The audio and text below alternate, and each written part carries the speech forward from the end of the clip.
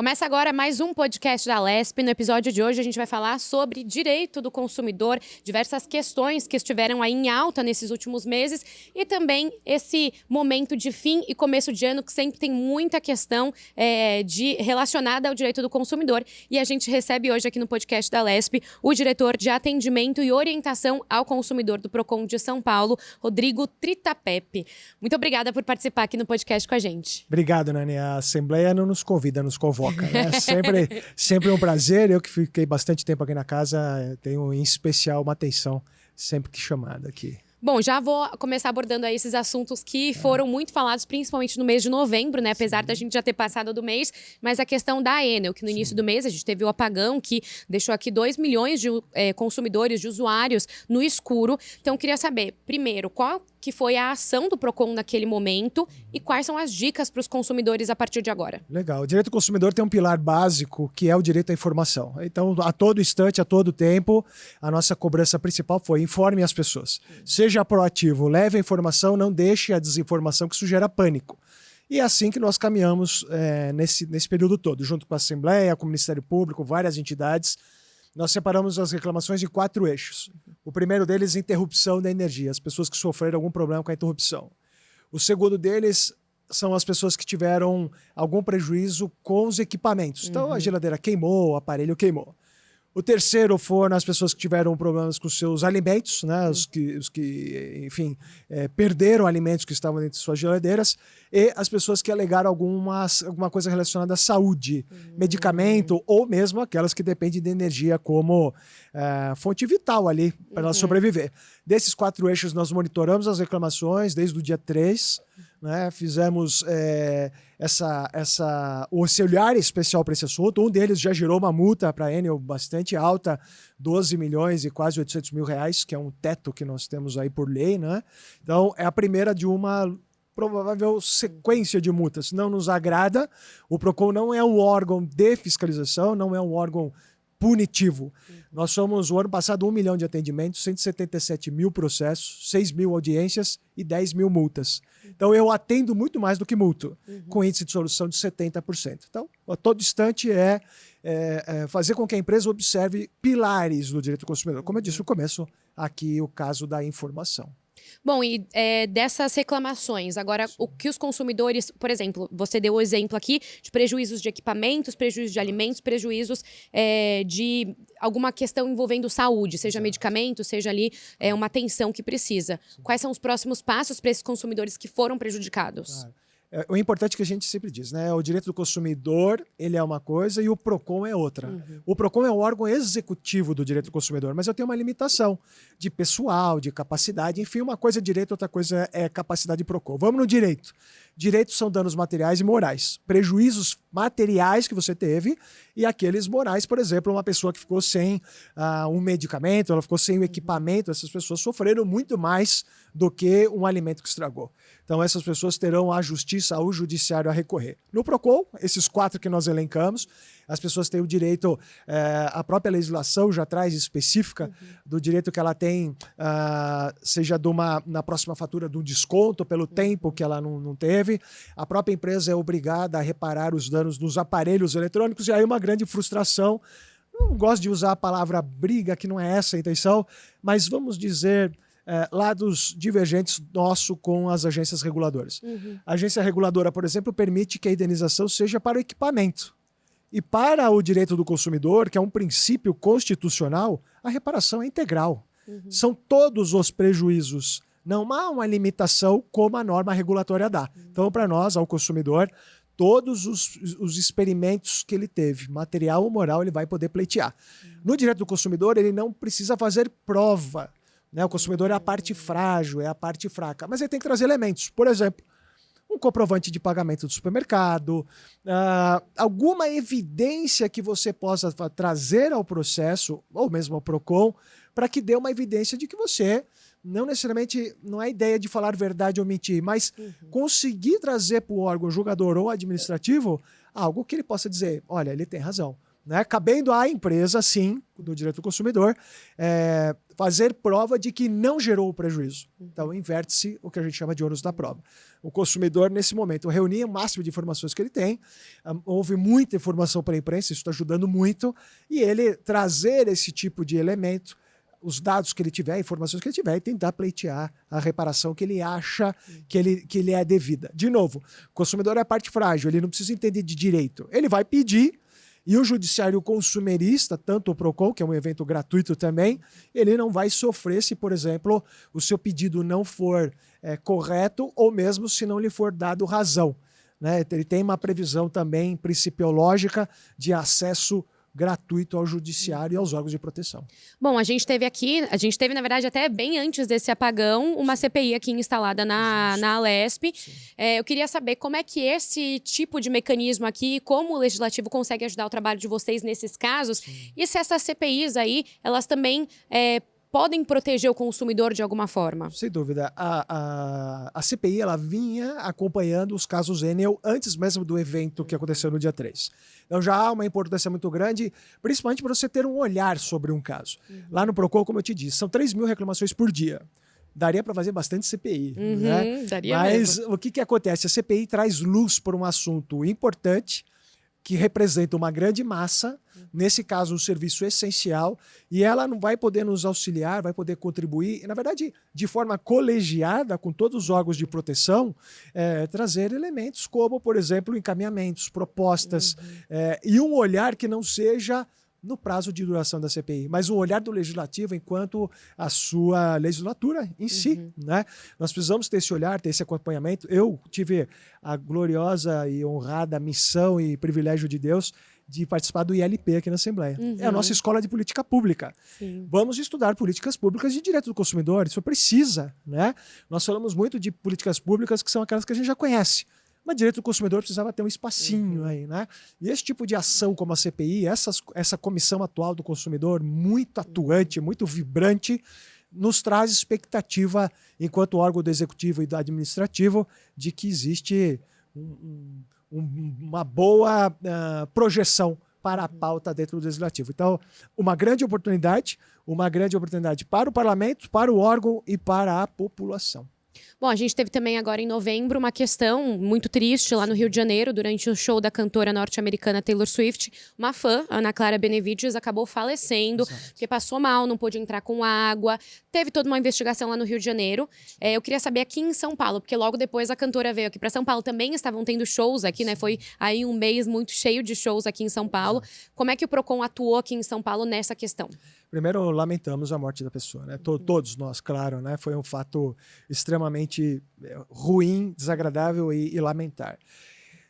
Há um grande problema, vou voltar à nossa pergunta anterior, o legislativo ele pode antecipar as coisas. O show da Taylor Swift, todos os órgãos públicos reagiram.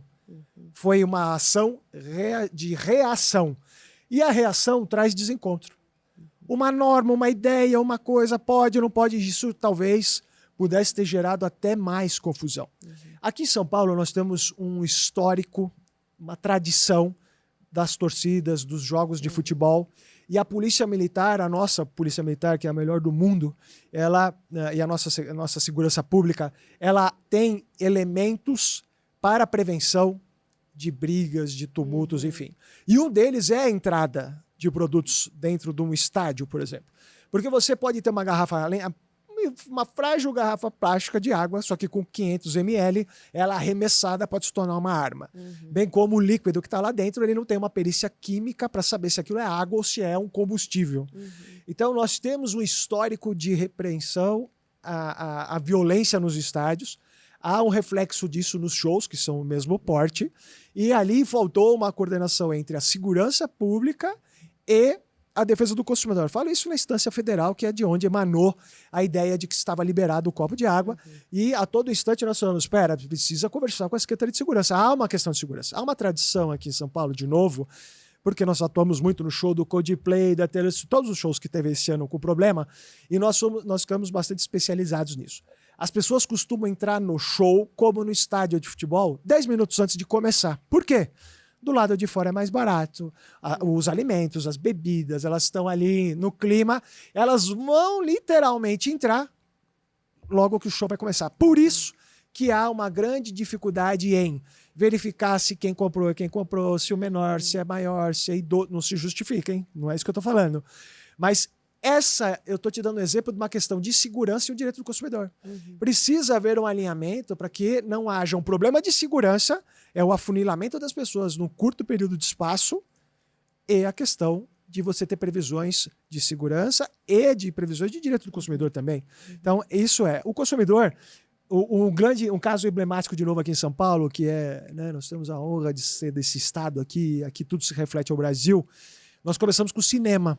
As pessoas não podiam entrar com o cinema. Tudo bem que a turma exagera um pouquinho agora, né? Verdade. O pessoal leva até a churrasqueira.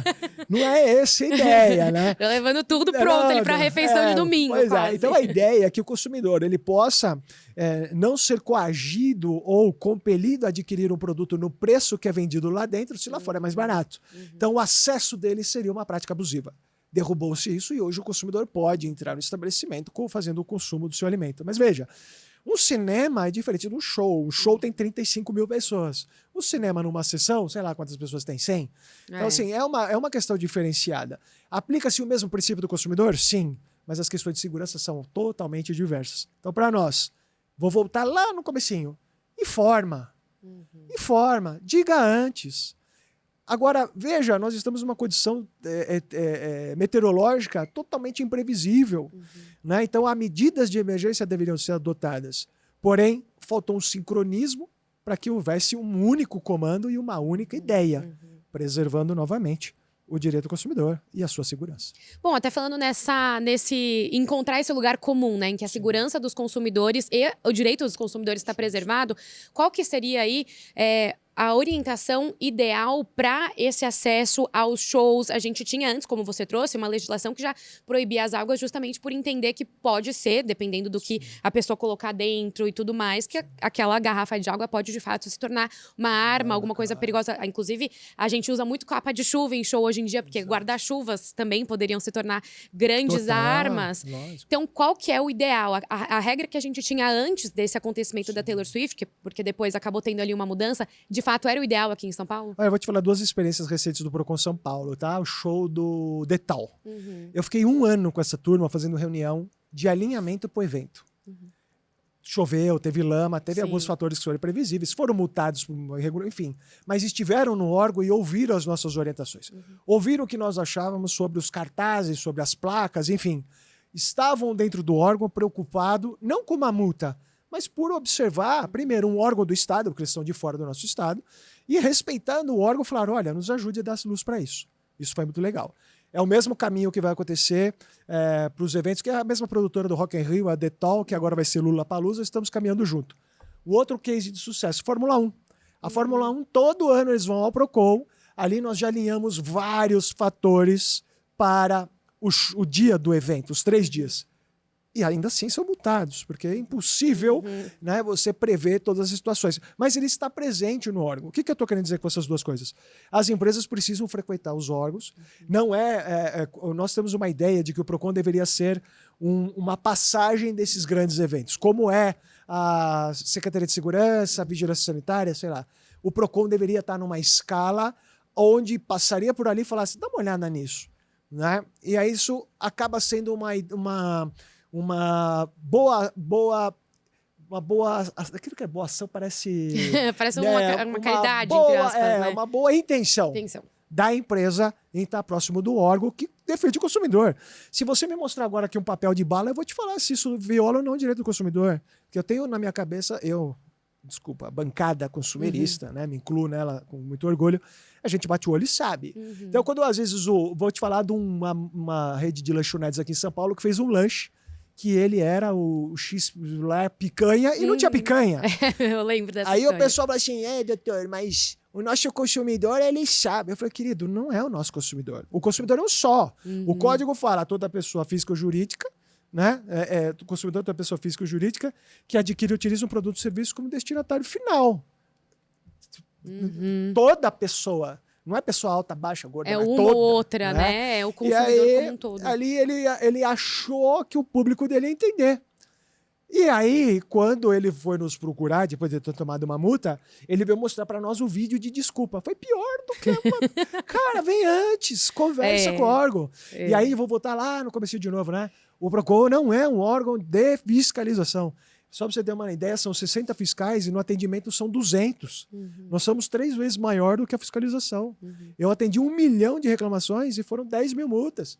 Vem conversar, as empresas precisam estar. Criamos selos, criamos iniciativas para que as empresas viessem ao PROCON com outro olhar. E não viessem ao PROCON para fazer defesa de uma multa. Bom, a gente está agora também nesse fim de ano, né? Já fim de ano e começo de ano e sempre tem as pautas de sempre. A gente da imprensa sempre procura vocês para falar dos mesmos assuntos. E claro que eu vou abordar eles aqui. Então, fim de ano, a gente tem agora aquele momento de troca de presentes, depois do Natal, a compra de presentes também, a questão de golpes online. Então, nesse momento, normalmente, o que vocês costumam perceber mais de problemas que os consumidores enfrentam e procuram o PROCON? Primeiro eu quero dizer que esse aqui é o primeiro de 26 programas que nós vamos fazer. Né? Exato. Então vamos fazer o 01 aqui. Olha só, final de ano nós estamos numa... Eu gosto de algumas palavras, precisa tomar cuidado, né? Ressaca de Black Friday, mas pós-Black Friday. Está ótimo. A gente tem uma experiência de pessoas que compraram na Black Friday e receberam na Páscoa. Então, cuidado se o seu presente de Natal vai chegar no Natal. Né? A Black Friday ainda tem um elemento não entrega, problemas com entrega, que vai ser o problema do Natal, que vai ser o reflexo dos problemas do comércio eletrônico, que é não entregar. Né? O consumidor compra, ele não recebe, ou ele recebe diferente, ou ele recebe incompleto. Esse é disparado o primeiro elemento. Então, o consumidor, eu costumo dar algumas dicas para ele. Eu começo dizendo assim: você precisa? Porra, cara, não troca emoção por presente. Você precisa. Né? A minha tese de mestrado está em superendividamento, então a gente estuda bastante isso. Primeiro, você precisa.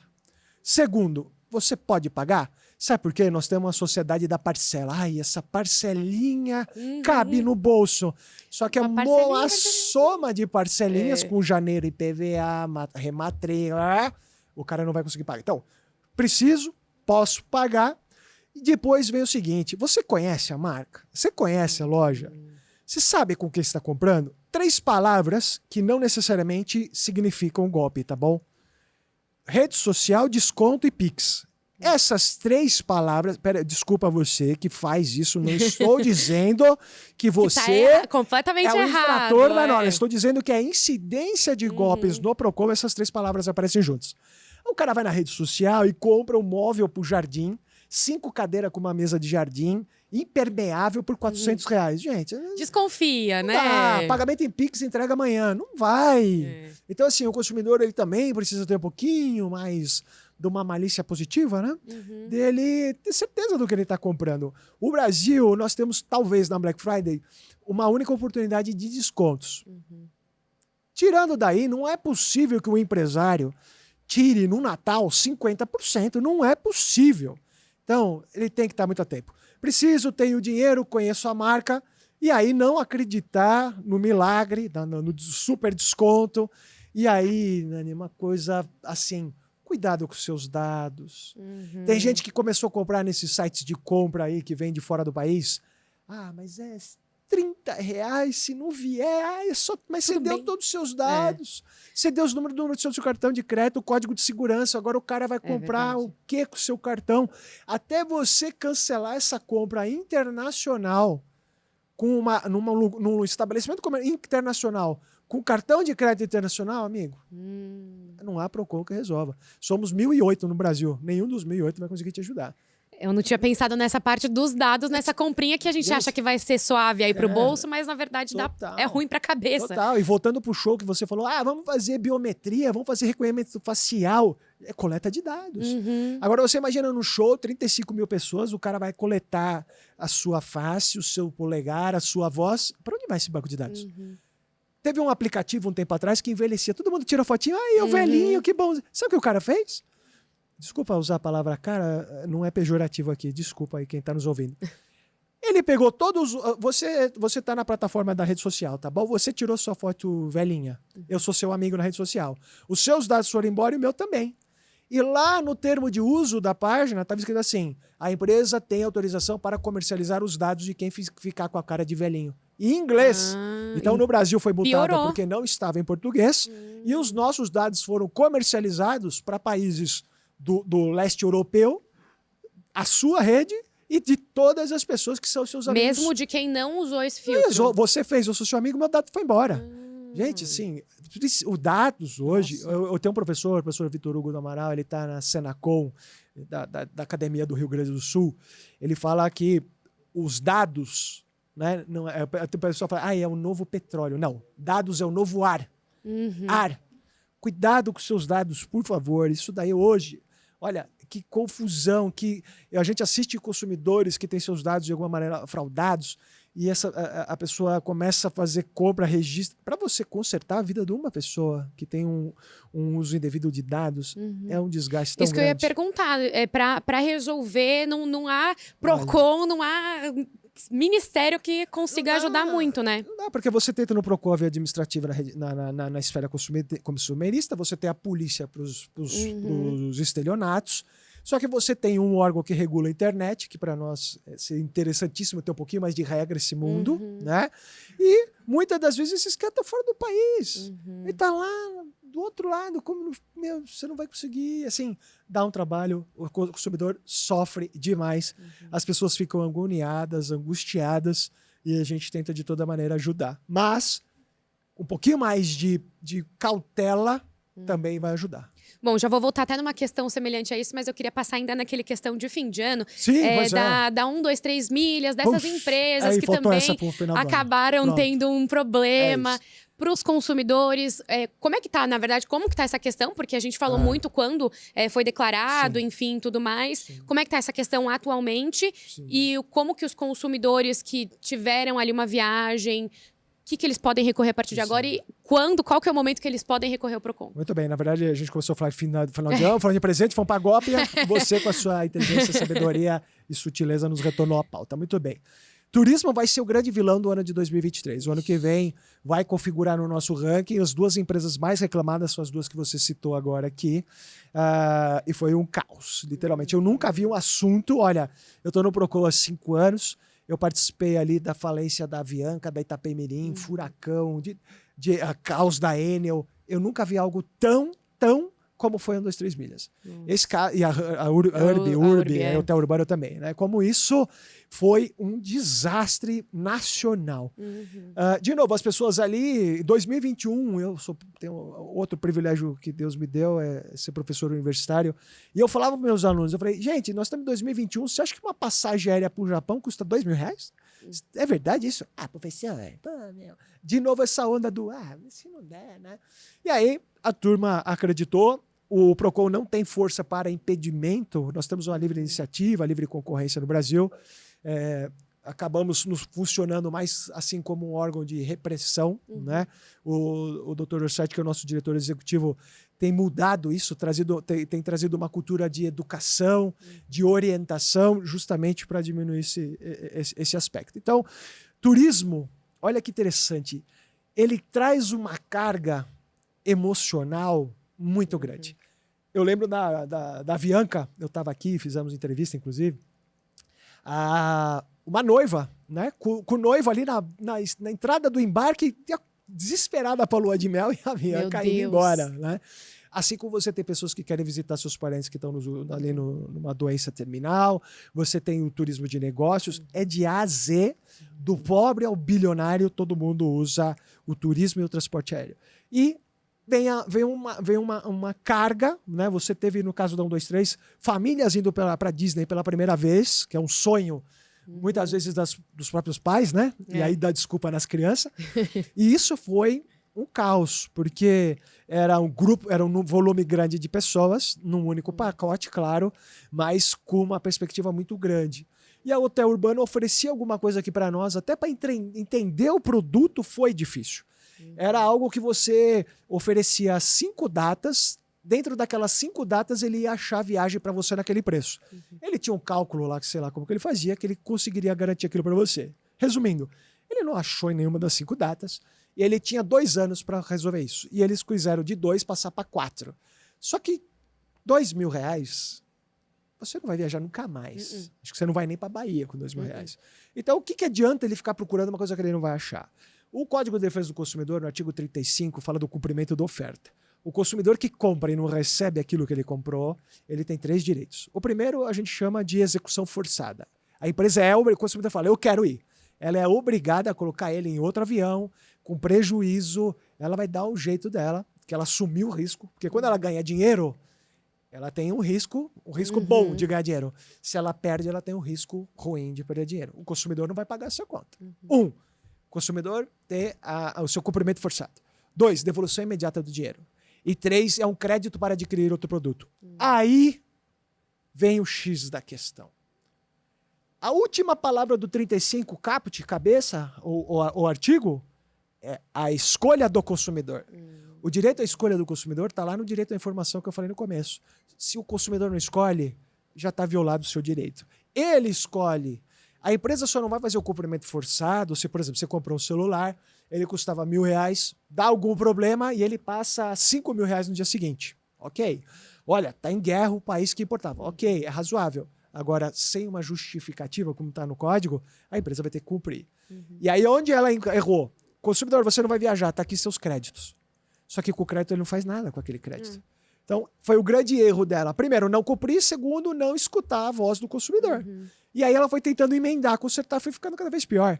Aí é um saque, igual a Enel. O problema da Enel é acabou a energia. É um deles.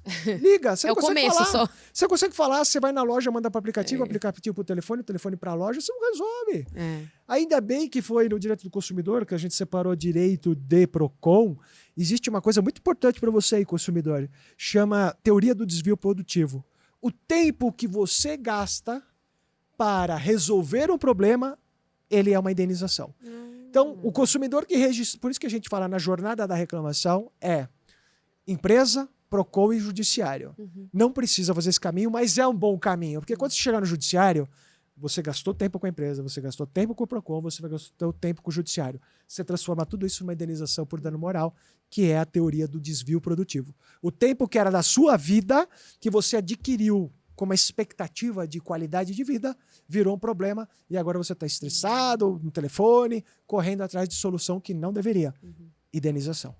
Bom, agora eu vou voltar, sim, a um outro tópico que a gente tinha falado, que você comentou, né, da sua tese de mestrado, do superendividamento. Sim. E isso é uma questão que acaba envolvendo as apostas online. E o PROCON já está de olho também nessa questão. O que está sendo discutido e qual que é o desafio em relação a esse tema? Olha, o PROCON, como disse o Dr. Sati, voltou com a ideia da educação, com a orientação e o restabelecimento das câmaras técnicas. Câmaras técnicas são locais onde haverá debate com o PROCON, com empresas, com o consumidor, com toda a sociedade, para entender os desafios que se colocam aqui e as soluções possíveis. Uma delas são as mudanças climáticas, por causa da Enel. Outra delas, apostas eletrônicas. Nós estamos estudando e verificando as pessoas que são... Veja, no Brasil o jogo não é permitido por causa do vício, por causa, de novo, voltando ao Código de Defesa do Consumidor. O consumidor não terá a sua vida, saúde e segurança colocada em risco. Você quer uma exposição maior da vida do que a pessoa dever no jogo e ela entrar num processo cíclico aí, que eu não preciso nem dizer aqui. Então, assim, esse olhar. Nós estamos estudando, nós vamos buscar no mercado o que se tem de mais moderno, de estudiosos, de tecnologia, primeiro para a gente entender do assunto, para depois começar a tratar. É um assunto federal, é um assunto nacional, nós vamos precisar levar isso para uma instância mais alta no sentido de repercussão, para poder se encaminhar. Hoje sabe-se de pessoas que têm dependência, que têm endividamento, superendividamento, e isso, com certeza, é um olhar que nós estamos tendo agora. Então, o consumidor precisa estar bastante atento. Há uma popularização disso, há um avanço na mídia, nos patrocínios esportivos, principalmente, que nos preocupa, e eu acho que esse assunto ainda vai render bastante, e bem colocado por você, muito antenada aí, muito ligada no que está acontecendo, e eu acho que em breve teremos um episódio dedicado a isso, já com resultados dos estudos. Isso que eu ia falar, que com certeza a gente já combina aqui mais uma pro ano que vem, pro começo do ano, para já abordar tudo que acabou ficando, inclusive essa questão aí, enquanto a gente anda, enquanto as discussões até no próprio PROCON avançam, a gente já marca uma questão aqui, já conversa um programa só sobre isso. Rodrigo, obrigada por participar aqui com a gente. Muito obrigado a você, desculpa da velocidade, que a gente tem um relógio gigante aqui na frente, cara. Você tem que falar bastante, rápido, claro, respirar, tudo ao mesmo tempo. E para um homem isso é muito difícil, viu? As meninas conseguem, a gente não. Nani, obrigado. Assembleia, muito obrigado. Sempre que convidar, o Procon estará aqui. Até a próxima.